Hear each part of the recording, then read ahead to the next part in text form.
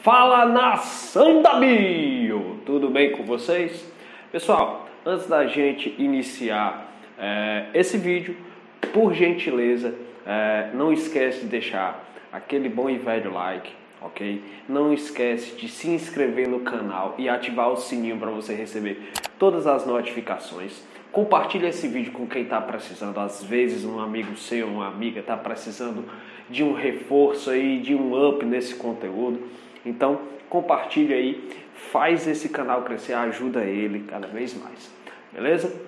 Não esquece também de quê? Não esquece também de me seguir nas minhas redes sociais, ok? Lá você pode ver os bastidores, ver novidades que surgem relacionadas à biologia e a disponibilização dos meus quadros aqui, ok? Então, não esquece de me seguir nas redes sociais, ok? E estamos chegando ao final do nosso bloco de origem da vida.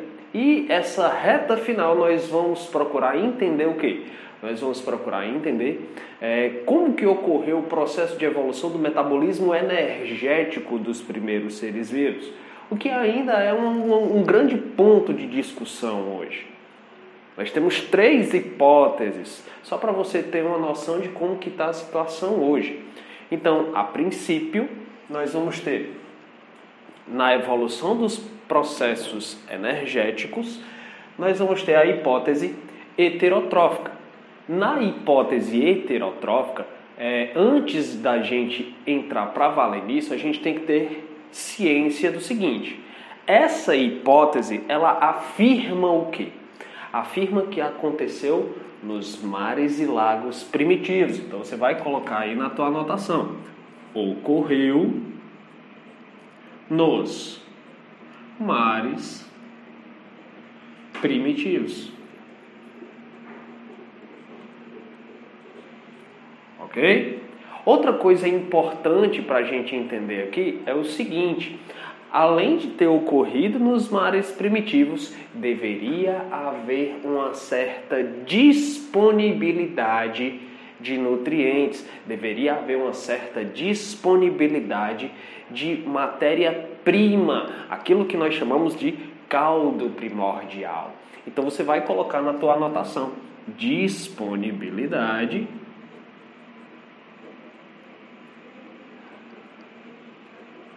de nutrientes. Muito bem, disponibilidade de nutrientes. E por fim, o processo energético que irá contribuir para a produção de energia é um processo energético extremamente simples, que inclusive existe até hoje, que seria a fermentação. Então coloca aí, ó, fermentação. Muito bem. Vamos perceber o seguinte, ó. Então, o ser vivo primitivo, ele iria absorver um determinado nutriente, um açúcar simples, um ácido graxo, um aminoácido que estaria disperso aonde? No caldo primordial, certo? É importante você entender isso. Caldo primordial. Ok, deixa eu colocar o destaque aqui, ó. Muito bem, olha aí. E a partir daí, ele teria o quê? Que extrair a energia a partir desse nutriente. No interior da célula, você vai ter o quê, ó? Uma equação geral. A equação geral da fermentação. Nesse caso, o que é que iria acontecer no citoplasma do ser vivo primitivo? Ele iria metabolizar a glicose, ele iria realizar uma oxidação parcial. É assim que funciona a fermentação. Não se preocupa que a fermentação nós vamos ver mais adiante, em outro momento. E a glicose ela seria quebrada. Produzindo o quê? Produzindo etanol, álcool etílico, produzindo gás carbônico e produzindo energia, que é o principal objetivo para quê? Para manter a sobrevivência desse ser vivo. Só que no caso da fermentação, a produção de energia é uma produção extremamente baixa. O que torna isso uma certa dificuldade. Concorda comigo? Agora presta atenção aqui no seguinte, um fato que deve ser observado com atenção. Nesse caso aqui da fermentação, está havendo uma liberação de gás carbônico, ou seja, eu vou ter um aumento na concentração de gás carbônico na atmosfera da Terra primitiva. Fiquem atentos aí. Então, para os defensores da hipótese heterotrófica, isso seria importante. Por quê? Porque a partir daí, a partir do aumento da quantidade de gás carbônico, eu teria o surgimento de outro tipo de processo energético. Que tipo de processo energético utiliza o gás carbônico? Exatamente, fotossíntese. E aí, por processo de seleção natural, a vida daria continuidade. Tudo bem? Tá vendo aí como hipótese heterotrófica é uma coisa extremamente simples? Mas segura um pouquinho aí que a gente vai voltar com a próxima parte. E então, vamos lá, vamos continuar isso aqui. A próxima hipótese é a hipótese atualmente mais aceita, conhecida como hipótese autotrófica. Só que, calma lá, quando a gente fala em autotrofismo, todo mundo lembra logo de fotossíntese. Tartaras quer dizer que a fotossíntese veio primeiro? Não. Como assim? Vamos pensar aqui o seguinte, não haveria matéria orgânica suficiente no caldo primordial para bancar a quantidade de micro-organismos que estavam surgindo. Não haveria matéria orgânica, matéria-prima, não haveria nutrientes suficientes. Então, esses seres vivos, alguns deles, por acaso, deveriam encontrar novas alternativas. Então, o que acontece? Antes de surgir a fermentação, que é um processo heterotrófico extremamente simples, antes de surgir a fermentação, aí a sua mente vai ter que funcionar da seguinte forma. O que é que havia em grande quantidade lá na Terra primitiva? Opa, vulcões. Thales, existem vulcões submersos? Sim. Existem fontes termais? Sim. Inclusive, atualmente, ainda existem bactérias que conseguem sobreviver nesse tipo de condição. Então, o que acontece? Segundo a hipótese autotrófica, as primeiras formas de vida obteriam energia a partir de uma reação conhecida como quimiolito-autotrofismo. Aí tu fica, pelo amor de Deus, olha o tamanho dessa palavra, menino! Quimiolito-autotrofismo. Preste atenção aqui na raiz. Químio lembra o quê? Química. Opa, uma reação química. Lito quer dizer o quê? Rocha. Lito quer dizer rocha. Auto, próprio, trofismo, o quê? Alimentação. Então, as primeiras formas de vida obteriam energia para a sua sobrevivência a partir de quê? A partir de reações químicas que aconteciam através das rochas, através do vulcanismo que acontece até hoje nas fontes termais, claro que em quantidade muito menor, certo? Nos vulcões submersos. Por quê? Porque nesse tipo de ambiente está havendo liberação de sulfeto de ferro, que você está vendo aqui, e de gás sulfídrico, que você está vendo aqui. Então o que acontece? A partir da reação do sulfeto de ferro e do gás sulfídrico, você vai ter a produção de quê? De sulfeto de ferro, gás hidrogênio, e a tão buscada energia. Então você vai marcar aqui, Então as primeiras formas de vida teriam a sua obtenção de energia a partir de reações químicas que aconteciam em fontes termais, em vulcões submersos. Com o passar do tempo, você começa a perceber o surgimento de quê? Do fotoautotrofismo. Ah, professor, esse aqui eu lembro, esse aqui eu conheço. Fotoautotrofismo é o que a gente conhece como fotossíntese. Então presta atenção aqui.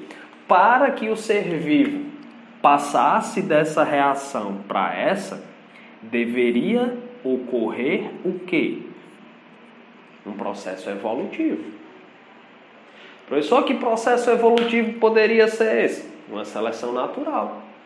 Então, você pode supor que as primeiras seleções naturais ocorreram no ambiente primitivo através de quê?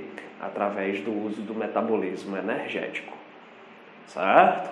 A partir daqui, você vai ter a seguinte reação. Ó. O gás carbônico presente na atmosfera terrestre iria reagir com o sulfeto de hidrogênio. Presente aonde? Nas liberações. Olha o que é que aparece aqui agora. Ó. Aparece a energia luminosa. Essa energia luminosa, ela vai o quê? Ó? Permitir a reação do gás carbônico e do sulfeto de hidrogênio, produzindo o quê? Produzindo glicose, enxofre, aqui ó, produzindo glicose, enxofre e água. Só que depois de um certo tempo, ocorre o quê? Ó?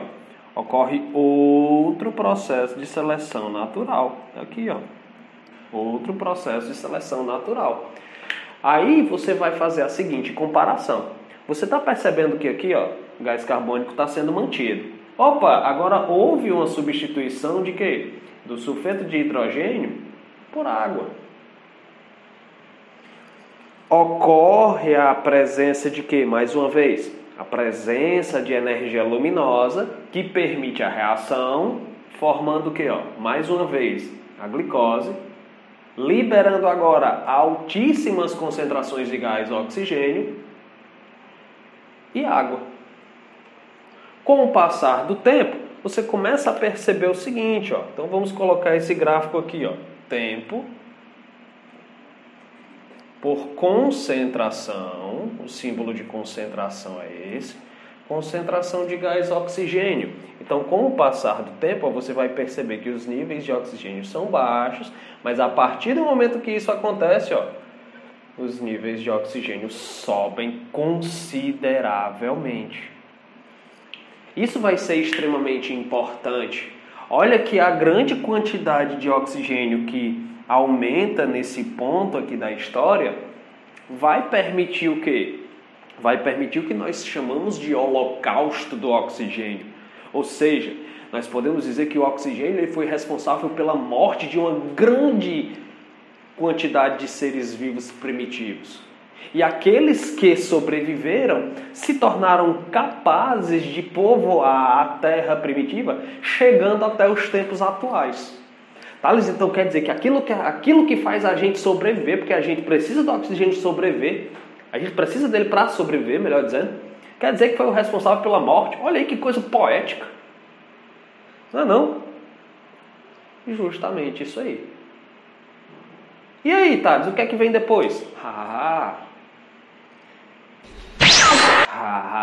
O que vem em seguida é o seguinte: a partir do momento que ocorre a fotossíntese, ocorre liberação de gás oxigênio. E aí, por processos de seleção natural, irão surgir seres vivos que vão usar o gás oxigênio pela sua natureza química, pela sua grande capacidade de produção energética. E aí nós vamos ter o surgimento do terceiro tipo de processo energético, que seria a respiração celular. Então, a partir desse momento, o que é que acontece? Ó? A partir da respiração celular, o ser vivo vai utilizar o quê? Ó? A glicose produzida lá na fotossíntese e permitir a reação com quem? Com gás oxigênio. Esse gás oxigênio reagindo com a glicose permite a liberação de quê? De gás carbônico, água e o quê? E o material necessário, que seria o quê? Que seria a energia. Aí você começa a perceber uma coisinha, meu querido. Olha aqui o negócio. Por fotossíntese, ocorre liberação de quê? De gás oxigênio. E por respiração celular, ocorre liberação de quê? De gás carbônico. Professor, eu estou percebendo algo aqui. Eu percebo que existe uma relação de equilíbrio aqui. Os vegetais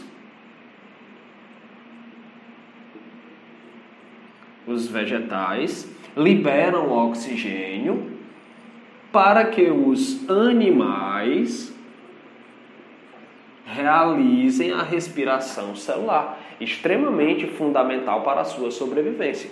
Note também o quê? Que o oxigênio produzido ele não vai apenas para os animais. O oxigênio produzido ele também vai para os vegetais. Professor, vegetal faz respiração celular? Também. Então existe uma relação de equilíbrio aí para a sobrevivência mútua. Ok? Tu pode pensar o seguinte aqui agora, ó. Ah, professor, e esse gás carbônico não vai ser prejudicial, não? De forma alguma. O gás carbônico ele é extremamente importante para o processo de aquecimento do planeta Terra. O problema é que os níveis de gás carbônico eles não podem exceder, eles não podem subir em uma quantidade exagerada. Ok? Então fica ligado nisso aí. Tudo bem? Ah, agora eu entendi! Agora eu saquei! Agora todas as peças se encaixaram! Não esquece, pessoal, de quê? De dar o like. Não esquece de se inscrever e ativar o sininho para você receber todas as notificações, ok? E nos vemos na próxima. Tudo de bom e tudo de belo.